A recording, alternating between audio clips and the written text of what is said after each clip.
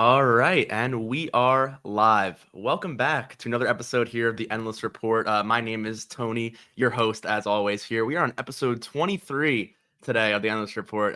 We are going to get right into the news today. We actually have some breaking news here right off the presses. Usually we go in order here around what happened kind of in the week, and I'll get back to that a little chronologically as we go through the show today. But something happened this morning that I thought was very, very interesting, and I thought we might as well start the show off right with that. So I'm going to pull that up here in a second as we get an article so I can show you guys on screen. But this morning, we got a report from USA Today, actually, that there was a rumor that EA may have been being acquired by Amazon, of all people. So, again, a really big announcement today on a possible acquisition.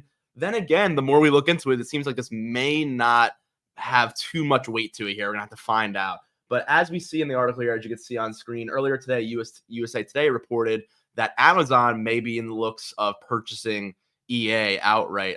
Later on today, we did hear some reports from CNBC, as well as some inside reports from people who are in the industry, who are well involved in these companies.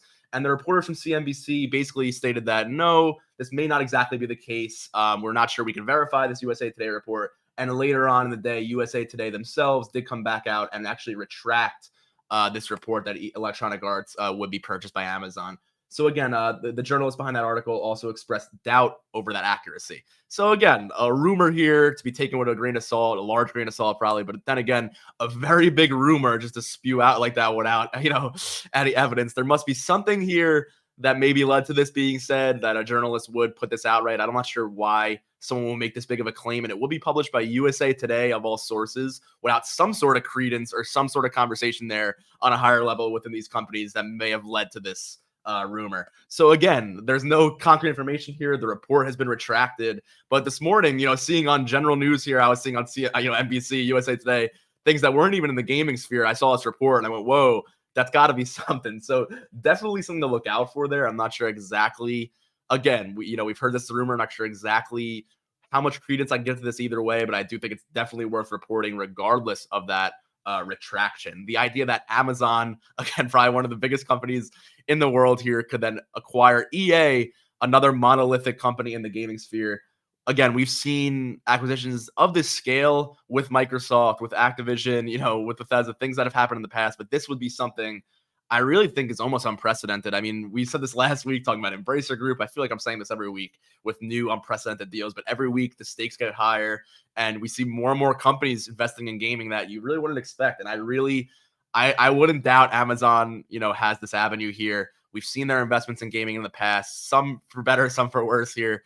Of course, they have their Prime gaming benefits and things that are still ongoing there. But obviously, Amazon has interest in the cloud there. They have an interest in gaming, profits in general. I'm sure most of these entertainment companies that are gunning for these gaming IPs and these gaming publishers now see, the market that gaming brings. It is the biggest entertainment market, as we always say here. I think mainstream media and entertainment is really starting to give that credence, not just only in, seeing all these TV and film adaptations that we see of video game IPs and giving the IPs themselves, that narrative credence, but also just the money speaking here and these other entertainment companies that may not be as big in the gaming sphere, realizing that they need to get big in the gaming sphere. We see people like Amazon, like Google, like Apple talking about, potential gaming or VR or other applications here rather in this space. So again, not much else to say there other than that was the rumor here. Again, I'm kind of just glossing over here. This was the CNBC report where CNBC's David Faber here did basically stated that he had confirmed that this was not essentially accurate, or at least not currently accurate at this moment, at least within talks between people within EA and Amazon. But again, we would have to wait and see. This is something that I find really interesting to just come out on a report like this. But again, at the moment, there is no expected bid from Amazon on EA, but still something very interesting there. And I think something that I wanted to just start the show off with, because it was kind of a surprise this morning. I thought it would be a very interesting way to kick off the Endless Report here today. But speaking of that, kicking off and going in order here and all that, I do want to get back a little bit back to the beginning of the week. So, it's transport about 7 days ago. Game of Thrones was being revealed, the new House of the Dragon series. I spoke about that last week a bit. Again, not gaming related, but that was premiering on HBO last week. A lot of excitement around that. I'm definitely excited about that show as well. But we also got some gaming news around that on HBO that night as well, which is a bit of a surprise to me. I should have thought of this, probably preemptively. It makes sense retroactively now that I think about it, but I wasn't expecting this before House of the Dragon premiered. We did get a trailer, or brief trailer, a snippet really, of HBO's version of The Last of Us, which is really exciting. So I'm going to pull this up here on Twitter. I have a Twitter link. This was a larger about 2-minute trailer that HBO came out with before the House of the Dragon premiere. But I'm going to fast forward here right to the beginning of The Last of Us TV show snippet, which I think is really exciting, really cool to check this out here. So I'm going to play that right now. Unfortunately, I'm not sure we're going to get audio on the stream here, but just visually, if you're a fan of The Last of Us, you'll definitely recognize a few of these shots here. So I'm going to play that real quick. Here it is in the premiere.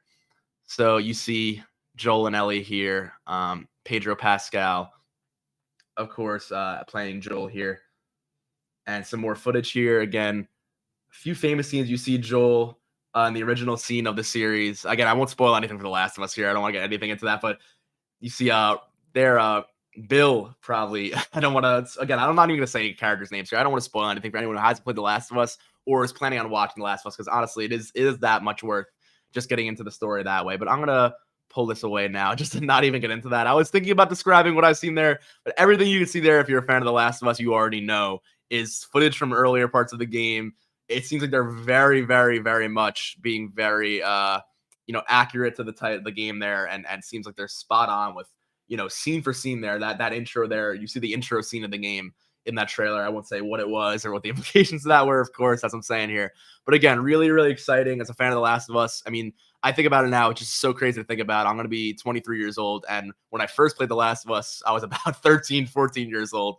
So now to see that, come into live action on this scale with this budget through HBO, it's really interesting to see, things that I played when I was younger, as a kid, come into fruition like this in a television way. And not that it wasn't in its own full fruition in video game form as well. Obviously, we see The Last of Us Part 1, the remaster of that original title coming out again next month here. I believe September 9th is the date. I'll have to check on that in a moment. But coming out in a week or two here, the new version of the video game as well. So a lot looking forward to with Naughty Dog and the Last of Us franchise. And we'll have to see what happens next with that Last of Us Factions game and everything else around the series premiere. But we'll have to wait and see next year. But next year seems like a really exciting year for The Last of Us and HBO. So I'm excited despite everything else going on at HBO. We'll see what happens there with HBO and Discovery's, reformation. But it seems that The Last of Us is going to be a big vehicle for them to keep that HBO name strong throughout the transition, whatever happens there in the streaming space. But again, we'll have to wait and see. Seems like good things, though. But speaking of TV, speaking of video game adaptations, we have some more news actually today on the Horizon TV show. So you may have remembered, if you've been watching the Endless Report, keeping up with this TV news here, that we spoke a few weeks back on the potential themes and timelines of the Horizon TV show. But this week we actually get some more news about its production, about who's working on it, and a bit more about what we're going to look into. And it's even better than a lot of us thought. So originally, we reported on this, I want to say 3-4 weeks ago. Again, time is a blur this summer with all this gaming news. It's been so much over the past few weeks, actually, the more I think about it. But that being said, we did report on a potential Horizon 2074 working title. So a few weeks back, we saw some casting calls that leaded to that date, Horizon 2074. And if you're a fan of the game, you may know that 2074 is around when, in the original video game story here, again, this game is a post-apocalyptic story around 1,000 years after like the fall of humanity. And in the game story, humanity falls around 2070s. That's around when that happens. So originally we thought, seeing those casting calls, seeing some of that reports from Netflix earlier, I want to say a few weeks ago, give or take there. We saw those casting reports. So we thought, oh, maybe this series is going to be a prequel. Maybe it's going to show the fall of civilization there. Again, I'm not too deep in Horizon, its story and lore there myself. Again, I wouldn't want to spoil anything on the show here for people who are getting into these into these shows, into these games, especially when they're going to become more popular. A lot of more newer people are probably going to get into this stuff, so I wouldn't want to spoil it by saying anything too detailed in the story there. But it is a post-apocalyptic type game, And we were all under the impression that the show here was going to stay in that prequel kind of before the action of the game era and give more context on what apparently, if you're a fan of the series, is a very interesting time period that leads up to all these events and the lore of the world that Aloy, the main character of the game series, finds herself in. That being said, we got a new report this week, which is very encouraging for game fans, that not only is Umbrella Academy's director Steve Blackman, if you're a fan of Netflix's Umbrella Academy, it's been doing really well in the past few years. He's going to be running the show on Netflix's Horizon series now, which is very exciting news if you're a fan of that series and superhero stuff in general. That being said, not only is he running the show, but Horizon's game is universe rather, it's me based off Horizon Zero Dawn and the in-game universe, and not this prequel, at least for the most part. So we see this quote directly from them here, directly from Steve Blackman, I believe. Horizon Zero Dawn, quote, is an exceptionally well-crafted game with wonderful characters, not often seen in the rank and file of the gaming world. He said, Guerrilla Games has created an incredibly lush and vivid world of man and machine who find themselves in a collision course to oblivion. Again, so he's talking more about the general universe that they have created at Guerrilla Games.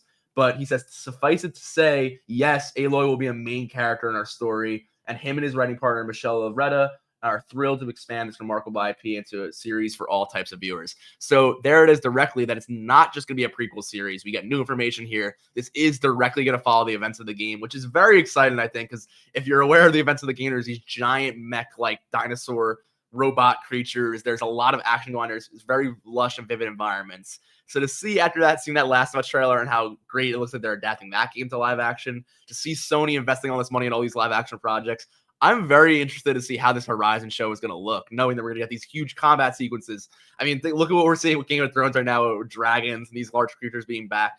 Obviously, TV executives know there are a market for these kind of large action shows, and it's about how can they market it. Can they get a lot of these PlayStation fans to convert to this television format? Can they get new fans alike? Obviously, they're going to need it on a large scale show like this. So I think having that big mech combat, having Aloy as a very strong main character, I'm curious to see who they cast for the main cast, not just Aloy, but for the supporting cast as well. But if they can do great casting there, have that be a strong character, and really have that story shine, I think it's going to be a really awesome decision. Again, I wasn't too aware exactly of what the prequel kind of series would have entailed if that was to be the case, but that being said, those casting calls were out. That was still a real report, so maybe we see some sort of prequel segment in the first episode or a flashback. They could have some sort of story implementation there and have those time jumps. That'd be really interesting. But again, we're going to have to wait and see. I don't want to get too into the Horizon storyline there, as I said before. But very interesting news from the Sony television and film department there. Very interested to see what goes on with that show. We have a lot of news these days on these television adaptations. So it gets me really, again, I don't want to be too optimistic here and get my hopes too far up here. I don't want to be too pessimistic either, but with the history of video game adaptations historically. But I think, what Sony's doing here, the serious money they're investing, the serious, I think, credence, and not just money, monetarily, but just reputationally, in the film industry and the TV industry that video games are gaining now. I think it's all a positive thing. And I think we're seeing especially with HBO, again, House of the Dragon and Game of Thrones notwithstanding, putting their highest budget show, excuse me, ever into The Last of Us. It's really, it really says something. And I'm gonna take a quick sip of water here. Excuse me, but I really do think I love to see this convergence of mediums here. I just hope that this will not be a deterrent from future AAA games like this to exist, but rather it'll be something that promotes people to not only get into gaming retroactively after watching these shows, but to promote new and more expanding games that can really breach the line of what we see as high quality entertainment. I'm someone who obviously is very into video games and the future of video games, of course, as I'm doing this report here. So it's the kind of thing that gets me very excited. But we're going to continue on to our next story. Unfortunately, we do have some bad news this week. Not everything is great for Sony this week. We have two unfortunate stories with Sony this week, and this is the first. So I'm going to hop right into this. Sony is actually being sued for around 5 billion British pounds there over PlayStation Store prices. So something we talk about a lot on the show here is the idea of buying digital only versus buying physical, and the limitations of buying digital only when on these online marketplaces, these companies really own outright all of the content you're purchasing. You're not really purchasing content anymore in this day and age, but rather renting these licenses from these companies. So when you buy a game, again, I'm not even getting to the story here. I love to put some exposition here, but I do think it's important for the story. But when you do buy a game these days, if you're not aware, if you're someone who doesn't buy games digitally often, you're not just buying a digital copy of this game. You're not getting a code for this license. You're just getting basically a license to rent out this property through this service. So, for example, say I purchased the new game. For example, game Roller Drome just came out on PlayStation this week. I purchased that. I purchased Roller Drome on PlayStation for $20. Do I now own the game Roller Drome? Actually, no. I basically just gave PlayStation $20 to say, hey, as long as I have a PlayStation account, and as long as I'm paying you my subscription, and as long as your servers are up, and as long as this PlayStation is running online, all yada, yada, yada, I can have access to this game. But if those servers go offline, or this game goes offline or in the future, or I breach my contract with my account at any moment, or if PlayStation decides, you know what, we don't want to sell this game anymore, and I delete it off my hard drive, that game can be lost at any single moment. Oh, and I'm getting some comments here in the chat as well. But yeah, exactly. I think Netflix is in a very interesting spot here. Film and streaming are in a very interesting spot here. Thank you for that comment there, Leon. Where I think Netflix on the last story here is in a really interesting spot. You see them investing in gaming. You see them investing in the mobile sphere, cloud gaming, mobile gaming subscriptions. A lot of stuff that's really outside of the box for them, and it makes you think that streaming's in a really weird space right now. You see that with Warner Brothers, HBO. They're maybe dissolving their services. They're in a lot of debt here. Amazon, then the smaller services like Paramount Plus, Peacock, things like that. A lot of these services are all on their own kind of problem right now. They all really have their own unique kind of issue here with streaming at the moment. So unfortunately, TV is like gaming, I would say, arguably is in a bit of a transition phase here. The entertainment industry in general is in a bit of a transition when it comes to everything, really, just monetarily, the way the world's been changing with COVID, the way structures of planning shows, of planning events has changed. It's a very interesting time now. I wish I could have an answer for exactly how everything's going to pan out, but for something I've been thinking about or talking about for years now is I was interested in entertainment and education around that, and talking about these topics. It begs the question: where do we land here, both in gaming and in visual mediums like TV and film? Do we, does this all get consolidated? Do we see like all these acquisitions? Do we see a few companies then again shop out and buy up all of these branched out independent, entities and streamline this back into another streamlined system like cable or mainstream, gaming has been in the past? I'm not exactly sure where this goes here. Again, I'm kind of straddling two topics here, but getting back into Sony getting sued for these issues here, this is kind of in the same vein here. The future of how we really consume our media. Do we accept this lack of ownership, this lack of really future direction on where we're giving our monthly subscriptions, where you're not really owning? And this this goes back to really what you were just saying there on Netflix and streaming and everything too, where you don't own DVDs anymore, you don't own game discs anymore, but you're really renting everything. And you're not just renting that movie, you're renting even the access to even say that you could watch that movie. So it's not like you can rent it and it's whether or not you give it back. You really are only being like gesturally gifted that access to it in the first place. When you really think about it, you're really just streaming these things through these services, and then really being at the beck and whim of these services whether or not you're going to keep that content. So personally, I'm not the biggest fan of not owning that content, and I know that sounds hypocritical as someone who said I just said I buy a lot of digital games, but it's one of those things where they get you on convenience. It's really, do you value that convenience versus you owning the product? It really is something that it's tough. Again, and then again, I know it sounds goofy maybe, or even lazy, that I wouldn't want to get up and switch my discs out and download these extra files and do certain things you have to do with discs, where on a downloaded program, rather, I could just cycle through all my games. I have dozens of games and click on anything I want, and that moment I click on it, that SSD is loading it pretty quickly on the PS5 or my PC, and we're ready to go. So the convenience factor, and this has been a thing on PC for a long time, where there really is no physical PC disc releases you see as much anymore. You don't really get those PC physical boxes really much at all anymore. A lot of games don't even offer them. So it's been a dilemma where it's not even really a dilemma anymore for PC players. It's really what they've been locked into. And we see this, happening with really every industry. You're not really giving as many opportunities to own, whatever it is, the media that you consume for a longer period of time.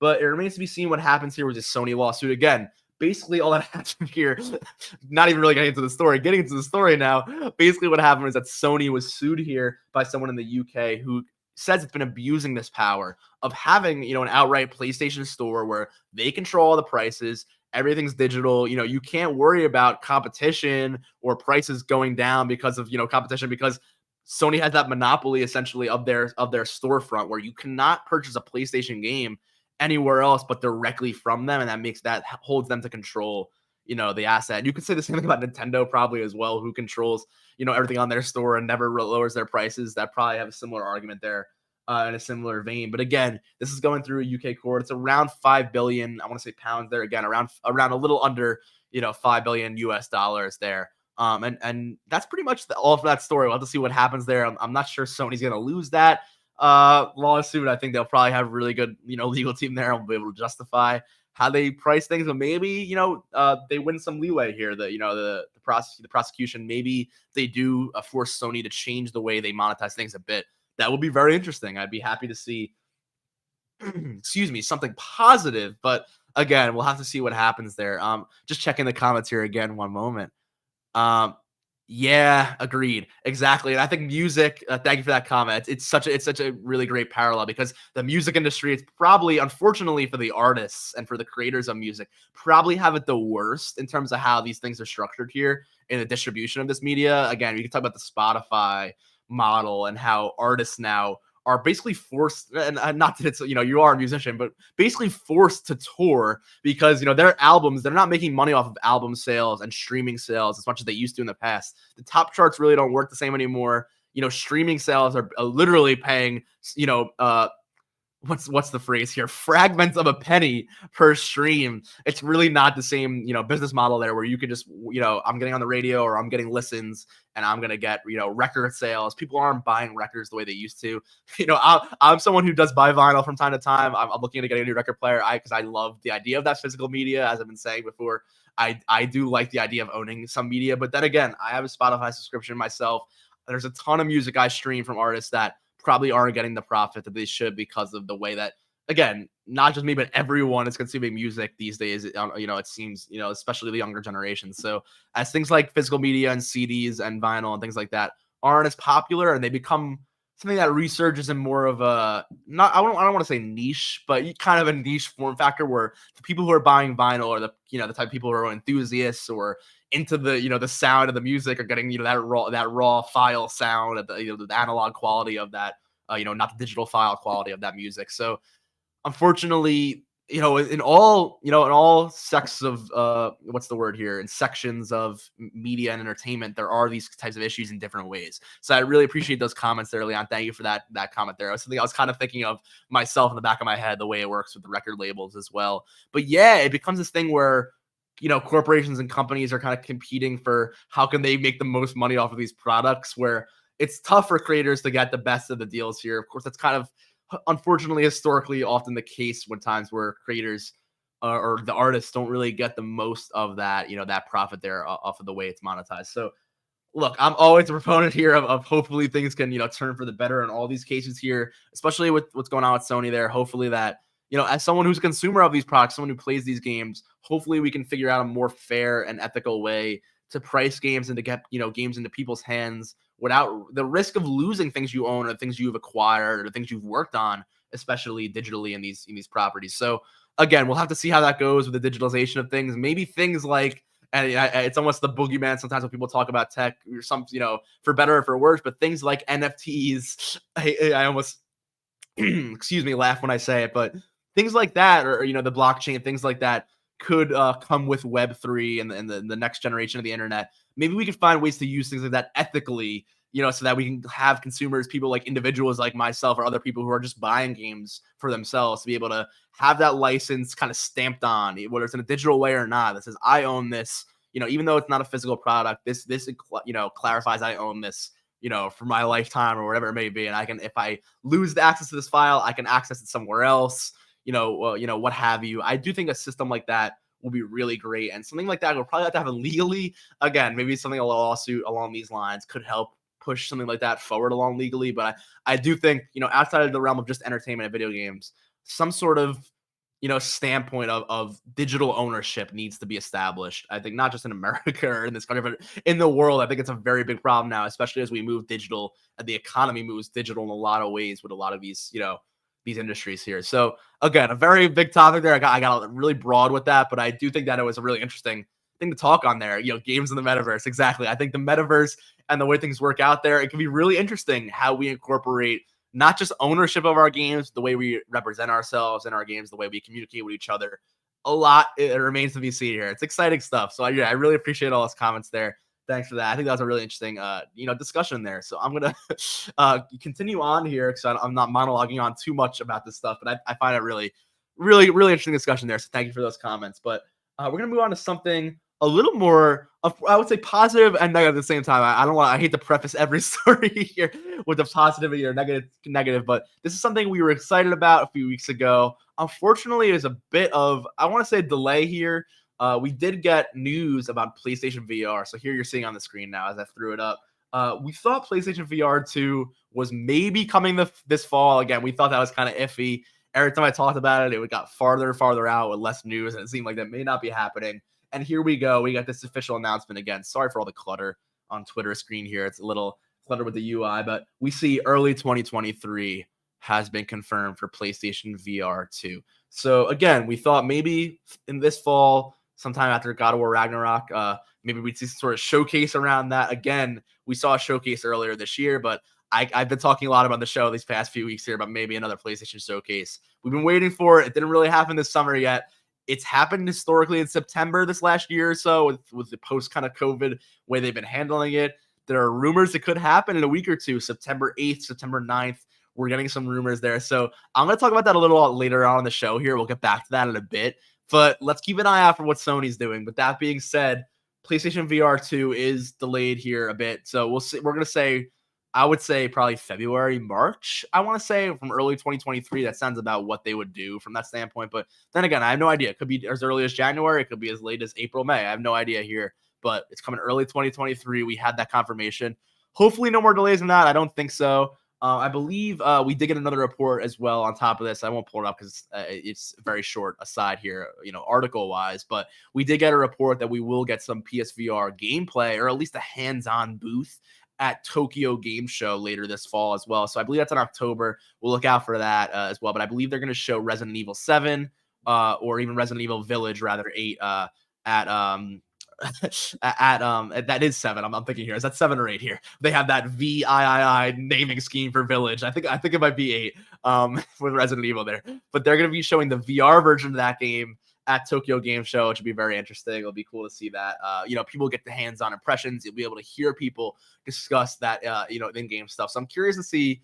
Again, that game's already been out for a while. The PlayStation, the PSVR version of Resident Evil 7, rather. Again, I think the new one is 8 because 7 did come out with the Biohazard version a few years back for PSVR 1, and that version people really love. They said it was one of the best VR FPS titles in a long time. On top of that, the original FPS title for PlayStation. So curious to see how they handle Resident Evil 8. There have been a lot of great, I never actually purchased that game myself outright, but I did play the demo on PS5. It was free. The graphics were really something at the time. I didn't have my PS5 for that long at the time, so it was like a graphical kind of showcase at the time. The lighting, the textures, everything looked really incredible. So to see that coming to PSVR, I'm sure it's gonna be really cool in that, in that regard, in terms of that experience. And I'm curious if they implement any of those PSVR features we've heard about, like the eye tracking movements, like certain things with the lighting and the rendering things that come with that eye tracking. I'm wondering how much of that is incorporated, how much we're gonna have to wait on more PSVR 2 specific, integrated titles. But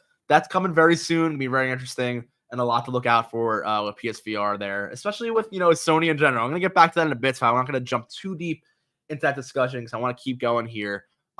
We have an update actually on something that was reported. This was, I believe, via Bloomberg last week or the week before on the Endless Report here. This is about the Star Wars Knights of the Old Republic remake. We talked about this a lot, how it was delayed, how it was then moved on to not being, delayed, but rather moved to another studio and then indefinitely kind of put on the back burner here.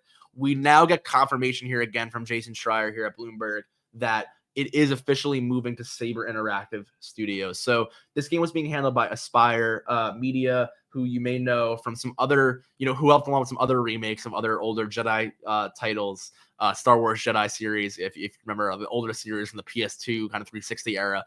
Porting those to Switch, there have been some ports of those titles, and they've been working on those, as well as the ports of the original Knights of the Old Republic. Just kind of not remasters or remake here, but just the ports of those games to Switch at the PC and redoing those with all the original assets. They handle those games very well. Unfortunately, here you saw the studio shakeup. We heard that this game was kind of on the ropes here. They didn't know what to do with it. It was kind of in a standby mode. And earlier this year, this game was kind of put on the back burner. We did see through the shakeups here, the acquisitions. Again, a lot of stories going on here. If you've been following the show, you've followed a lot of updates in this story, so you'll probably be following me a bit better. But for those of you who have been following the show, there was an acquisition of these studios by Embracer Group, who has been acquiring a lot of people. We just talked about them last week, acquiring literally the Lord of the Rings outright. Not even the Shadow of Mordor studios, but all of the Lord of the Rings Embracer Group. That studio, that publisher rather, has acquired. So Embracer Group is definitely a name you should know if you're following these acquisitions here in the entertainment space. They're gobbling up a lot of IPs this year. They came in really like fast this year too. It was a name that not many people, even in the gaming sphere, were aware of earlier. I want to say in 2021 and through 2022, they've acquired swaths of stuff from, I mean, Square Enix, some 2K properties with things like Borderlands and the like. I can keep going. There's so much they own now, but it's really something what they've done. But that being said, again, back into this, Embracer Group did acquire these studios, and after that happened, we heard there was a shakeup. And during this acquisition last week, what we reported on was that they had said there was a studio who had taken a prominent game project and moved it to another studio. And now this new studio is taking the reins. We had said, it is very likely that it could be Aspyr moving this Knights of the Old Republic remake to Saber Interactive so they can handle this Star Wars remake there. And that is exactly the case that we see here. Again, so not much to even talk about in this new article here from Jason Schreier. Again, it's really just him reporting on the update of what we reported on last week, which is the same thing here, that Aspyr Media does not have this project anymore. It was formerly in development there, their Austin, Texas studio, but it is now being developed by Saber Interactive's Eastern European studios. So we're going to see how that works out here. But then again, the company Embracer Group did acquire both of these developers recently. So there's been a bit of a pivot in what's been going on here, changing the layout of exactly how these are being handled. And Embracer Group now taking the reins here is now, changing things up a bit, hopefully for the better here. It seems like they're obviously focused on, making money here, of course, as any company would be, newsflash here, would be focused on making a lot of money on these IPs, and they're doing it in a very smart way. I mean, they've acquired studios that have handled not only the Square studios that have handled those Marvel properties like Avengers and Guardians of the Galaxy there, they've now acquired Star Wars properties, they've acquired Lord of the Rings. They're not afraid of jumping into these really high-profile IPs. They had those 2K properties as well. They're something to make note of. They're definitely jumping into the main game here at Embracer, so definitely something to look out for with Embracer Group. But again, moving on, we do want to move on here in this show. There are a few more things I want to cover. I think we're going to try to keep it under the hour again today as well, but we're going to keep it going here, guys. So the next thing up on the list is actually a big one. So this is something I didn't even mention at the beginning of the show here, but this is a big article here. We have Gamescom opening night live. So if you're not aware, Gamescom has been going on this week. We talked about this last week on the show that Gamescom was starting in the following week or so. And here we have it. So Gamescom has been going on live. It's going on right now, actually, the convention. If you're there, you can go visit live. But the other day we did get, I believe on Tuesday night, we got Gamescom opening night live. And here Jeff Keighley gave us a glimpse at a few new games, a few new surprises here. I'm not going to go through everything here today, unfortunately. Again, I don't have time to go through every single game that was announced. But some really cool stuff here. I'm going to go through a few of the videos here in this article, and we'll try to give you some visuals as we discuss this as we can. But just a few things here briefly before we get into it. We did mention, I do want to pull this up as well. I want to jump tabs here real quickly, that at the beginning of the game, the opening night live rather, Jeff Keighley did announce here, as you see, that the Game Awards, part of the same kind of vein, it's in the same vein here, the same company here. The Game Awards from Jeff Keighley will be coming back this year, as always, on December 8th. So that's an official announcement right there from Gamescom here. Excuse me. And we see that they're going to add a Best Adaptation Award. So very interesting. Again, we've been talking a lot about video game adaptations in the start of the show here. I've been looking through this article, And I'm curious to see, exactly how open this will be. Again, it did say that it's open to anything, whether it's TV shows, podcasts, movies, anything other, any other form of media that adapts a video game IP. So I think it's really cool to see, we can have awards for whether it be the Horizon show, the Last of Us show, the Fallout show, the Uncharted movie. There's a lot of IPs that we've been seeing recently, especially a lot of PlayStation there as well, as I say that. But a lot of TV, film, and other things, novels. We're seeing a lot of we heard this week that Star Wars, the Jedi Fallen Order series, is getting its own novels to then bridge the gap to the next Jedi Survivor game, as well as a novelization of that upcoming game. So again, that's something that we see a lot with video games adaptations in other forms. And it's really cool to see that the Game Awards are acknowledging that, the opposite way, not just things from popular media coming into games, but popular media acknowledging games the other way around. I think it's a really cool idea here. And again, we see here this category could include things that already came out, like, for example, Paramount's Halo television show or the Sonic the Hedgehog movies that we seem to be very popular. So again, a lot more there, that could be included. I think it's very cool to acknowledge these crossing over of mediums here. But getting back to everything at Gamescom, again, I did want to just cover that first because it was one of the first things we heard from Gamescom this week. And it's just clarifies we're going to see the Game Awards this fall. It's going to be good, but not much else to, report on there other than we'll have to see this fall in December, who wins those awards. But moving on again, like I said, back to Gamescom here. I'm going to kind of skim through this article here, talk about a few things. Again, we don't have time for everything, but again, some really cool things here. We got this one. Again, I'm just going to talk about this briefly, a game called Everywhere, from an ex-developer of the GTA series, Leslie Benzies, who was one of the ex-executives at Rockstar before he left. So this is something we did talk about. I am going to actually play this teaser trailer in the background here in a moment. I'll take off that advertisement as I continue talking. But again, we did talk about on the show, again, I feel like I'm always saying this because we're always going back to, there's a lot of recurring, players here in these stories. So it's good to jump back to what we've discussed earlier. But yeah, like I said, we did discuss the changes in Rockstar Studios, the changes in GTA 6, and how they did have some changes in management, including, not having Leslie Benzies, who here now is, of course, working on a new game. So if I can get this to, I think we had some buffering here, unfortunately, with the connection, but there we go. We could see some more of this teaser trailer of Everywhere, which is his new game for a new studio. Then this zooms out here. Again, I'm not sure exactly what this game is going to entail, but with the name Everywhere, seeing how there's all these very various types of environments, gameplays, it almost looks like Fortnite-esque kind of third-person jumping there as I see some vehicle gameplay, some shooting. It looks like some sort of amalgamation of a lot of things, of course. Taking the title there, Everywhere, of course, it makes sense. So I'm curious to see exactly what this means. Again, I'll have to look into a little bit more on this game. Again, I don't want to spoil anything for anyone. Of course, we don't know much about this game in general, but I'm the kind of person where I like to kind of, see a little bit of something. Once I get a vibe for it where I'm interested, then I try to kind of tune out a little bit of getting too deep into the details unless I'm very, very excited, because I like to keep things, left to interpretation or left to surprise. I think it's really cool, and something like that seems very interesting. I'm not sure exactly where we can go with that, but it seems like it can, for a lack of a better term, can go anywhere. We see here it's described as an open world game that aims to blend thrilling gameplay, creativity, adventure, and discovery in a multi-world gaming experience. So again, like I said there, multi-worlds implies a lot of different types here. We talk a lot about the multiverse and the idea of everything everywhere. Again, it's like you said there before the comments, games in the metaverse, everywhere. The name kind of on the point there seems like something that could be very interesting in that vein. So moving on here, we got something else from the Dune universe. We got another game in the Dune universe called Dune Awakening. And I'm going to wait for this trailer here. I'll pull this up in a second on screen, so bear with me here. But I'm going to play some gameplay in the background. But this comes, I wouldn't say hot off the heels. That's probably not the best term to use. But a few years here fresh off of that last Mad Max game that we got that I think was a very similar way. It could be kind of similar to Doom in the terms of having an open world desert-like environment, but this game is actually, of course, obviously Dune, the movie, the adaptation being very popular in recent culture here with, Zendaya, Timothy Chalamet, I believe, I'm forgetting his name, or Jason Momoa, very, very large cast there. So again, we're seeing the trailer here, as you can see, very nice footage here, very obviously a cinematic trailer, as you can see.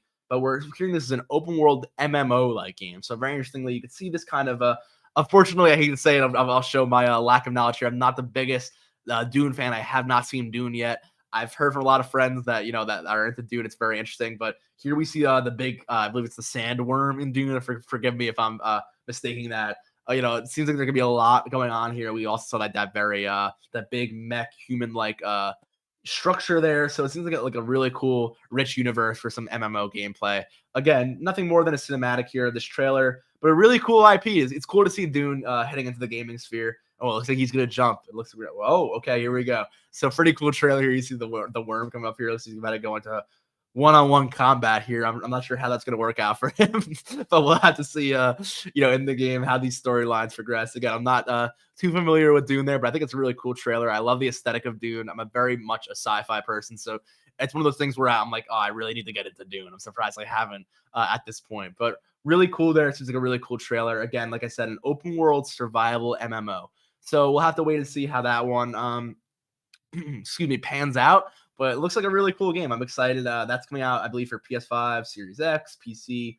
The whole, the usual suspects there. So we'll see when that, gets some more information to sign up for the beta on that trailer. So maybe there'll be some sort of early access, beta type access, but we'll see when that game gets more news. This is something here. Again, I'm gonna wait for another trailer to run so I can show you this quick visual here in the background. But we got another report from Sony actually at Gamescom. I believe this is one of the last things I'm going to be showing from Sony here. I'll check in my notes. We have, oh no, I'm forgetting the big one. We have one more. We have one more Sony story at the end of the show here, which is unfortunately not too hot of a story for them. But that being said, I'm going to get back to this trailer here. We do have something positive for Sony that was announced at Gamescom. Again, no new information on new games or anything. That's why I'm going to keep talking at the end of the show here about potentially what's coming next for them. But we did get some info here on a new controller. So as someone who's a big fan of the DualSense controller, this was pretty cool. So I'm going to play this trailer in the background.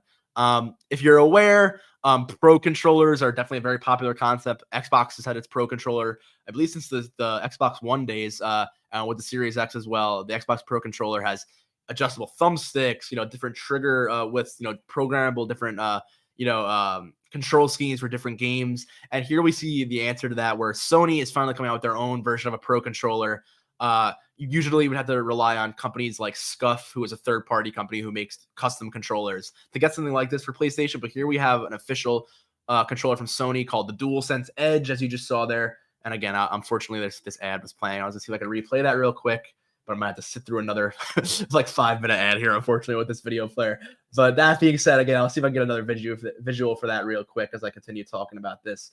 But yeah, I think it's really cool to see Sony jump into this. Again, unfortunately, I can't get that visual back up here. We'll see if I can get that in a second. That being said, I think it's really cool, again, as I'm saying here, that Sony has done this. I think, I'm not sure if I'm someone who's going to hop on this immediately, but I do play a lot. I love the DualSense controller. I think it's the best controller really ever. I love the weight to it, the heft of it, the haptic feedback, a haptic engine that you don't really see in anything else other than maybe the Switch controllers, or also even like the iPhone's haptic bar that is the iPhone that a lot of people take for granted, that when you're using an iPhone and you set a timer and that you could feel like the wheels of the spokes of the timer going like clicking, click, click, click, click. The haptic engine in the iPhone is really great. And iPhone aside, I do think that something that this DualSense shares really well. The haptics are just awesome. That come out with the trigger effects and having the strength, the tension and the triggers.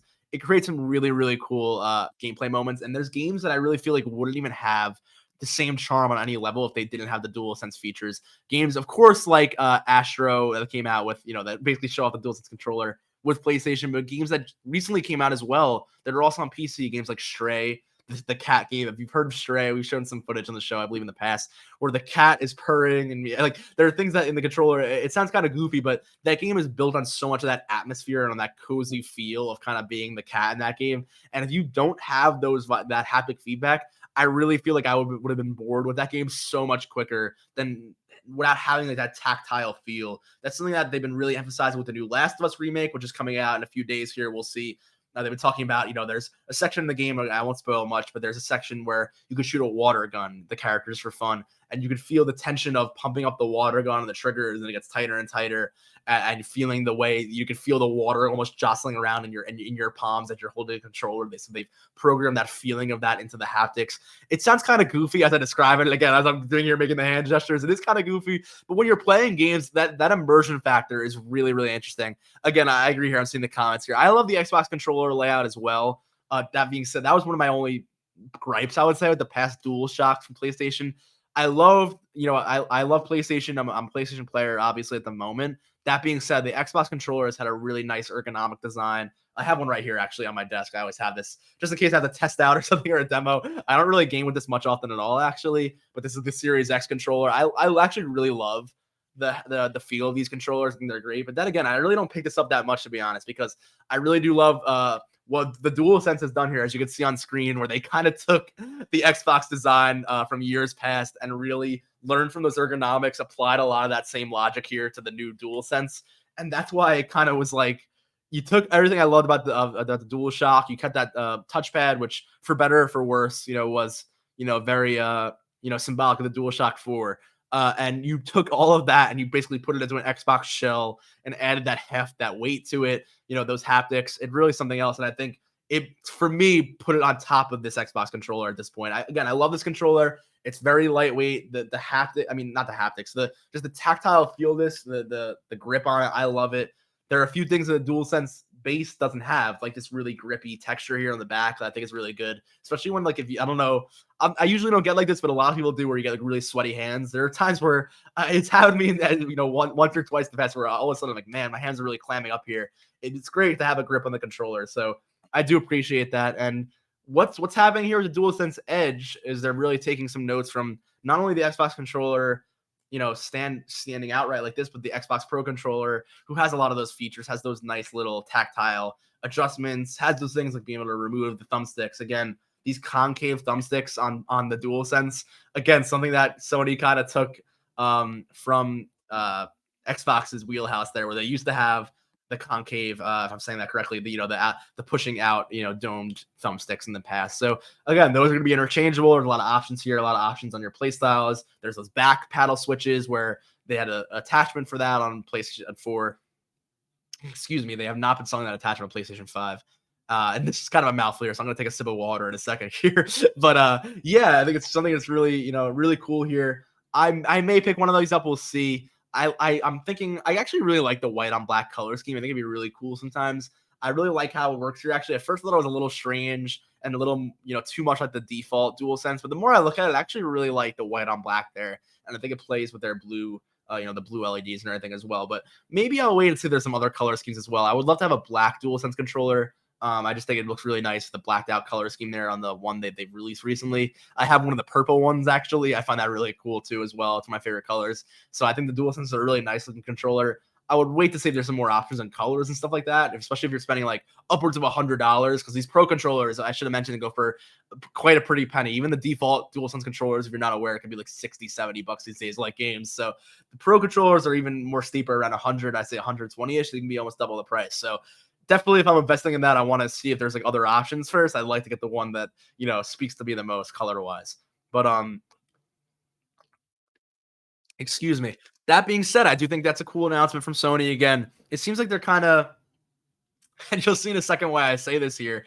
I'm actually going to go right to this story right after this Gamescom article. I'll try to get to that quickly, but you will see here that Sony is using a lot of these smaller announcements to kind of pad some of the less than savory headlines that they're dealing with this week, and hopefully in the future we'll see more of, hopefully, some more positive gaming news for them. But you'll see later in the show why I'm saying that. There's unfortunately a really unfortunate headline for them later this week that you'll see. So I'm gonna move on here to finish up with Gamescom, and then we'll get to that unfortunate Sony news as well. But moving on here as I scroll through again, I'm apologize for the videos on this article. It sometimes gets looped around here. We did get some new gameplay for the Callisto Protocol. So I am going to skip on that, unfortunately, because we have covered the Callisto Protocol on 2 or 3 streams now. So I do want to get some of these other announcements, some highlights here. But apparently it was very, very, very brutal horror type gameplay, very visceral. So if you're into that kind of stuff,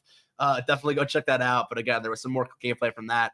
I'm definitely excited for that game. That being said, I do want to cover some newer stuff as we showed that on the show before. We did get a new trailer. Again, I'm not going to show this trailer, but I will throw this on screen here real quick so you can see that for Lords of the Fallen 2. So if you haven't heard of Lords of the Fallen, I want to say this game came out 3 or 4 years ago. It was a fantasy type game that did get a lot. I would say kind of went under the radar for a lot of people. A lot of people really love this game. It was a bit overshadowed by some other popular games at the time. That being said, it was one of those releases where I hate to say this, but a lot of people would consider almost like a double A release where it wasn't really a well-known AAA studio. That being said, it was a Souls-like type game. It got a lot of attention at the time for being a kind of an underrated gem at the time. Again, not perfect, not like 10 out of 10 reviews, but it had a lot of things going for it. It was a really cool game from what I've heard from a lot of people. That being said, Lords of the Fallen 2 has been in some, I'd say maybe a little bit of a limbo. We haven't heard a ton of it.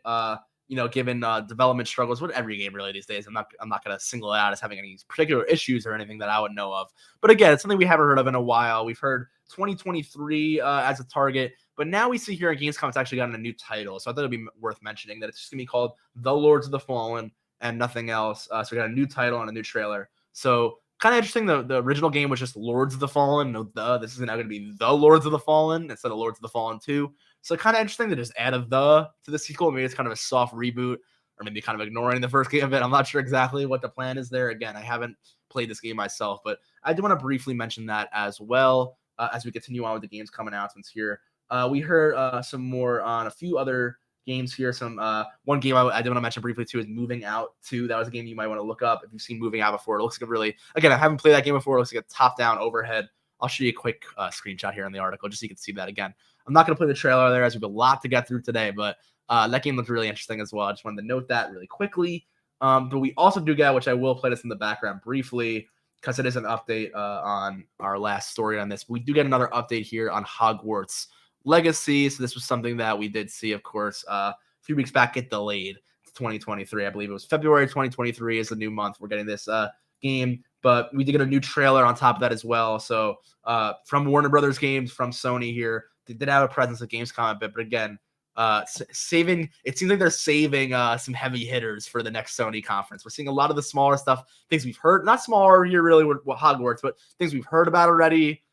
Things like the controllers and prices, and I'll get into more of the pricing and things like that. PS5 news from Gamescom here from Sony, and it looks like the more exciting game announcements, things like the futures Wolverine, Spider-Man games, future shooters, future the Star Wars project we've heard from, some other stuff from Sony seems like it's going to be coming out in that later, hopefully September showcase that we'll have to wait on and see when that happens. But as you're seeing here on screen, it's some more of that comparison, some more, I believe there's some Slytherin stuff here showing off. You see as a Slytherin outfit gameplay for Hogwarts Legacy here. You see some of the combat. This looks actually pretty cool. Again, I said this, I think, last time on the show. I'm not the biggest Harry Potter person. I am a fan of Harry Potter. I know a bit about, the associated properties in the wizarding world and everything goes around with Harry Potter. I've seen most of the films. So don't get me wrong. I do enjoy Harry Potter, but I'm not as big of a diehard fan as most people are. I'm sure if you're a diehard Harry Potter fan, this game looks really, really exciting. Like I know if I was as big of a Harry Potter fan as I was for things say as like Game of Thrones or things you've maybe heard about me talk about the show like Spider-Man or other properties that I get really excited about, I would be super excited for this game if I was that for Harry Potter. And I think regardless, even though I'm not the biggest Harry Potter person, I'm still pretty excited for this game. So I think if you're into Harry Potter at all, even an ounce of into Harry Potter, and here's some pre-order bonuses. I will pause on that because maybe we'll touch on that in a second. If you're into Harry Potter at all, though, this game seems really, really awesome. You can create your own, you can be your own wizard. You can choose your own, maybe not choose your own. Maybe you have to get chosen by the sorting hat, but you get put into one of your own, houses there, whether you're Slytherin or, what have you. I said Dumbledore. Apologies to my Harry Potter fans out there. I'm not even a Gryffindor. Apologies. I'm not even going to butcher the houses there. But I think you'll really enjoy this game if you're a bigger Harry Potter fan than I am. I think it looks really, really cool. The graphics look great. Gameplay looks great. The more I see of it, the more I'm intrigued by it. So some cool stuff. It seems you're also going to have things like mounts, character costumes. Again, you're seeing even the pre-order bonuses here. They're going to get this Dark Arts pack, which includes this mount here, which is kind of like a dragon gargoyle type flying mount, some cosmetics, and even a battle arena. I'm curious to see what that is. If there's some sort of custom arenas you can make with your own battle arena. That sounds interesting. Some other mounts here, again, and it's an early access. So again, that's it for the pre-order bonuses. I think this game's getting closer to going gold. Obviously, they confirmed that release date here You can pre-order, interesting, on August 25th. So that was yesterday as I'm recording this now. So if you're watching this afterwards, or literally watching it live, doesn't matter. That was yesterday. So you can go and pre-order that now if you'd like to.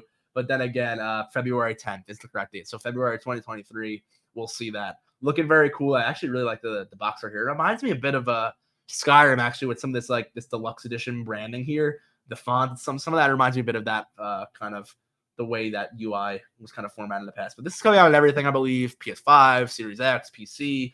I'm not sure if we have any news about Switch, but oh yeah, Switch as well. So that's there in the corner is Switch.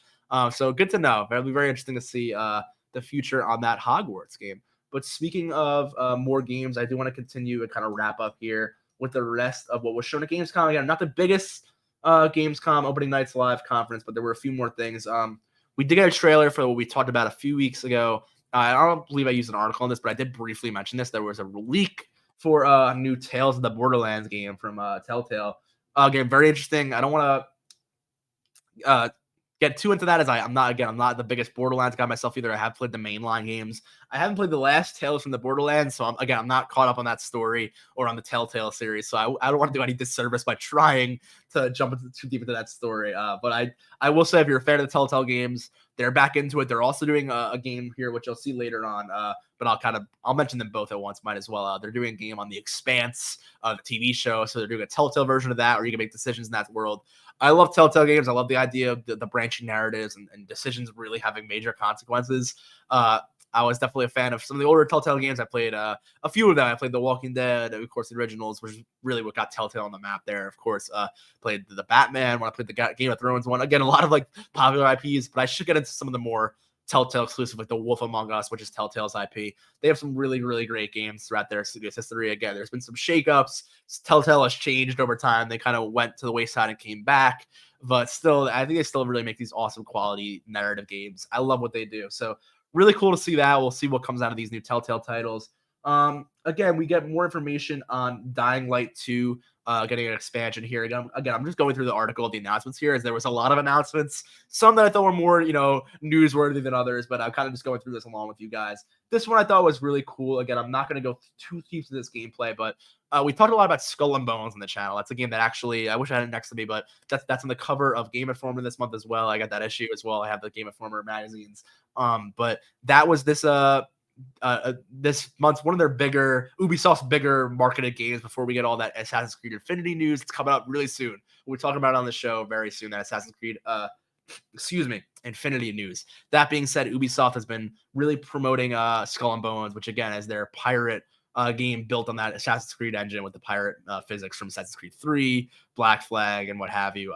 So that game's been in development for a very long time. It's been being developed off of that system there. So again, Skull and Bones coming out very soon. But Tortuga here, A Pirate's Tale, is another pirate game. Again, I can't really say too much on this other than I think it's very exciting. If you're into pirate stuff, I would encourage you to take the time to go check this out later. Again, as I always do, and if you're watching this on a later date, I always put all of the links to all these articles. So I'll have this IGN article. I'll probably have the links to the trailers as well, and everything I covered on the show today in the description of this video. So you can always go back, timestamps, look at what I was talking about, and go watch for yourself if you'd like to.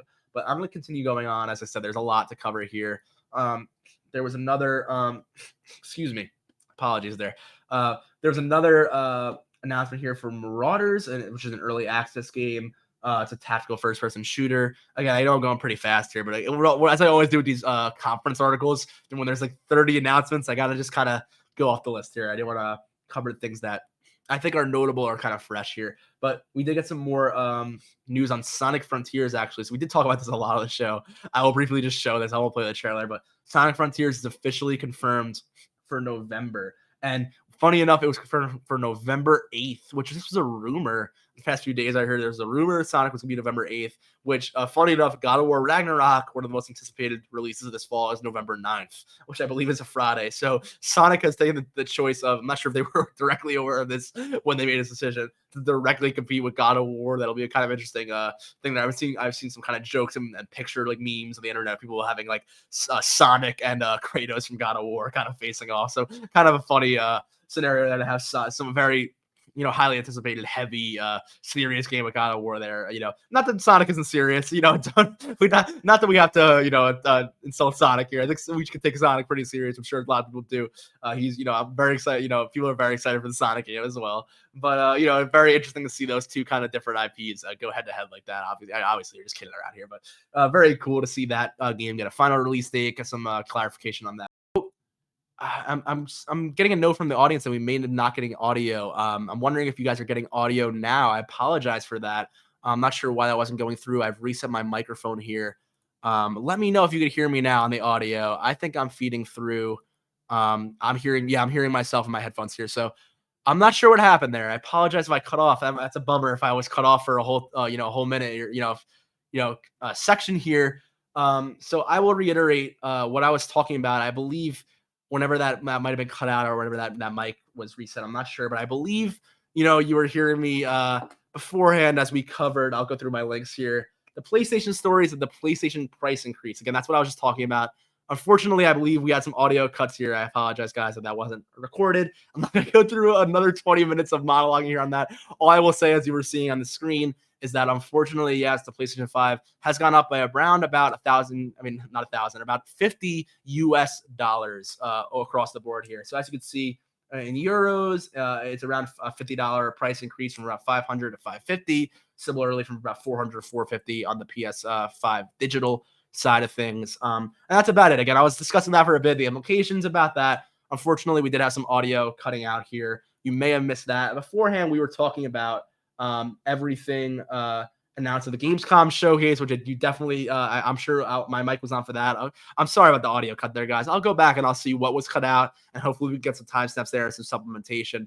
But all you missed here on this side of things, which is that PlayStation 5 has a price increase, really unprecedented stuff here, and unfortunate for Sony, but that's the case there where, you're going to see, again, I was talking a lot about the world market, probably best you didn't hear that anyway. I was saying I'm no economist, but there's a lot going on there in terms of the implications of that price hike. Really says something about the future of these being available. It makes me think for the next foreseeable future, these are still going to be a hard to get item on the PS5, unfortunately, with the shortages continuing. So to see them hiking the price up does make me think that it's going to continue to be the case. That being said, I do want to move on. I did already cover this. I'm so sorry, guys, that you didn't have that audio there. I was also just saying here, again, Xbox reacts to the price hike. They basically said that they're not, they have no plans on increasing the price for the Xbox Series X or S, but that could always happen. Again, never say never, but economically, it does really show, how unprecedented these times are that, a Sony would increase the price of the PlayStation like that. It's really something else. Again, so sorry here, guys, for the audio cut. I really feel bad that you guys missed all of that entire coverage there, but I appreciate you guys letting me know that and sticking through with me here. And again, we're back into the last of the show. Thankfully, it didn't happen earlier in the show. This is the last thing I was talking about today. And all I was saying here is that Disney and Marvel announced a showcase. This is the first time they have had a showcase. This is happening during D23, which I was saying, again, I think I had audio cut here. So I'm going to say this all again. I'm forgetting what I already mentioned with that audio cut there. But D23 happens yearly.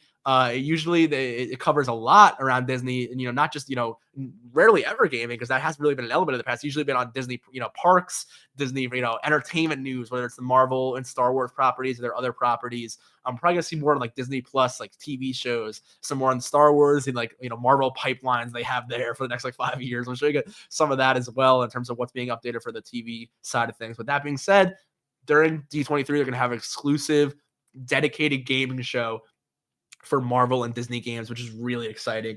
It makes me think we're going to hear more from that Disney Dreamlight Valley. Of course, we talked about earlier in the show, kind of that Animal Crossing Disney kind of universe type event. We're also going to get, hopefully, again, this is my predictions here, hopefully more news on the other Marvel games that aren't just the existing properties like Marvel's Midnight Suns, which is coming out really imminently. I want to see some new games from Marvel. Obviously, we had the Embracer Group purchase the Square Enix studios that worked on things like Avengers and Guardians of the Galaxy. Maybe we have a new announcement from what's going on there. That was really recent. I'm not sure if they're already, all on the way on a new project already, but maybe they already were in the works of restructuring, and that acquisition was a few weeks back. Maybe they have looked into something new. Again, I'm not sure if we're going to see anything new there from them, but we haven't got any news about that potential Black Panther game, potential Iron Man game. We've heard obviously the announcements of Spider-Man and Wolverine. So it makes me think, with the announcements of maybe a potential PlayStation September showcase, do we get like a 1-2 punch? Do we get a surprise announcement of a Sony showcase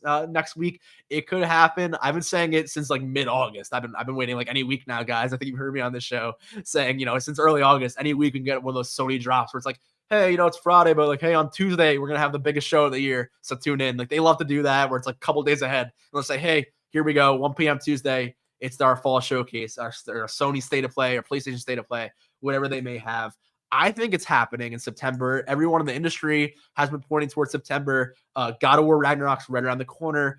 I don't think it's like Horizon earlier this year where it's like, hey, we have God of War Ragnarok. Let's show like a gameplay demo and maybe like one other thing, and then we'll just like close out 2023. Nah, I think September has been the time. They've set the precedent of they're going to do this now, especially after post E3 world where Sony has been doing this September showcase, their State of Play. I'm really excited for what's going next from Sony. I think if we don't get news on that Insomniac Spider-Man game, it's cause for concern. That's a game, again, it's coming out. It's slated for 2023. I was thinking maybe earlier 2023, maybe not fall the more I think about it, but that game's been in development for a while. Obviously, I'm a very big Spider-Man fan. I've been really excited for it. I was huge fan of the first game. So I think I'd love to see that at the Marvel Game Showcase, or maybe a snippet. Maybe they do a 1-2 punch of what Spider-Man has done in the past, which with not only Sony's I believe they did a Sony gameplay trailer, but also a general like Gamescom or E3 trailer in the past. What they could do, similar to like the Fallout 4 approaching, and it's a long time ago. I'm showing my gaming journalism like each year what I've been watching. This is about 7-8 years ago of the E3 cycle for Fallout 4, where they kind of teased. All they did was just show the Fallout, to announce they showed the Fallout TV picture on Twitter. People went crazy, and then they came out with that short little reveal for people knew about it, so we already had that for Spider-Man. Then they came out with a reveal at the Microsoft showcase. This is before Bethesda was owned by Microsoft. This is 8 years ago. This is when they were their own separate third-party publisher. They came out with someone else's conference during the Microsoft conference, and then again at the Bethesda conference on their own with a full-fledged gameplay trailer. I think it'd be really cool if Spider-Man did a similar thing with a 1-2, with kind of going off, showing maybe a trailer at Sony. Maybe it's like a Venom kind of thing, or they show the symbiote suit, a really small teaser trailer, get everybody excited for Spider-Man, and then they do an extended gameplay, or they give us something else on like Wolverine, maybe even, or a gameplay trailer in this Marvel game showcase, and Insomniac has a presence there. I think it'd be a missed opportunity to not have Insomniac, who's creating two of the biggest Marvel characters, in their universe, at this Marvel game showcase for the first time ever. It makes sense. Guardians of the Galaxy and Avengers. I'm sure we'll get some new Avengers content where we'll see Square Enix there and Embracer Group. So, like I said earlier, it's all laid out to maybe happen. But that's about it. We're gonna have to wait for the future of these conferences. That being said, I am wrapping up here towards the end of my showtime today. I once again want to apologize for that sound or that audio issue. I think my mic was cut off on the other tab when I was switching over to things here. So I really apologize for that, guys. We're gonna see. I'll go back and I'll edit that out. So if you're watching this and recording, you probably saw a little skip there and don't even really know what I'm talking about, where there's a good amount of the show that we weren't getting audio through and you weren't hearing me. So all I was covering there was, again, a lot about that price increase for the PlayStation. Again, going back into that, everything announced at Gamescom Opening Night Live, the transfers between the Star Wars games, PlayStation VR. We talked about a lot today, so I want to appreciate you. I do appreciate you guys tuning in. I want to thank all of you for tuning in. As always, it's been awesome to talk about gaming news once again. It's something that I had to almost like pinch myself or think about. I get to talk about gaming news like this on a weekly basis. It's really, really awesome, and I really appreciate you guys sharing this opportunity with me. It's great to talk about the latest and greatest gaming news with you all. I'm excited for what's coming this fall. Obviously, a lot of stuff's coming out. It's getting to that time of year again. We're getting to the holiday season. It's good stuff, and next year is a lot to be excited about as well. So, as always, I'll let the wrap up the show. Give my thoughts on what's next, and we're really in the season for a lot of these more announcements and these more shows. So next week we may even have a show we're reporting on, but I know that we'll be reporting on that D23 stuff and the rest of that, the Gamescom and Tokyo Game Show and all that stuff that's coming up this fall. So stay tuned for that. we'll be covering it here live. We'll make sure to mention all that for you guys. And stay tuned for more streaming. We're gonna have more streams this fall here at Endless Studios. Again, stay tuned for some future information on that, and stay tuned for the YouTube channel. We got a lot of awesome learning videos going up and some other really cool stuff you guys are gonna enjoy. And we're wrapping up. If you have seen, we're wrapping up our competition for the UAE. If you participated in our competition, you may know that our the competition results are coming out imminently. I believe at least the first week of September. So as we said here, August 26th, we are right around the corner for September, guys. So thank you guys for everyone who submitted, everyone who's participated with us with the Endless Summer UAE. Again, we wrapped up last week. I did want to say that once again, and thank you for everyone who's participated. It's been really awesome. And it's not over. Like we said, we're going to be back with more awesome content in the future. And we want to, keep it going with you guys. Thank you guys so much again. It's about the end of my outro here. Thank you again for joining me. It's been a pleasure as always here on the show. And that's about it. So stay tuned next week for episode 24. And I will see you guys next time. So have a great weekend. Take care.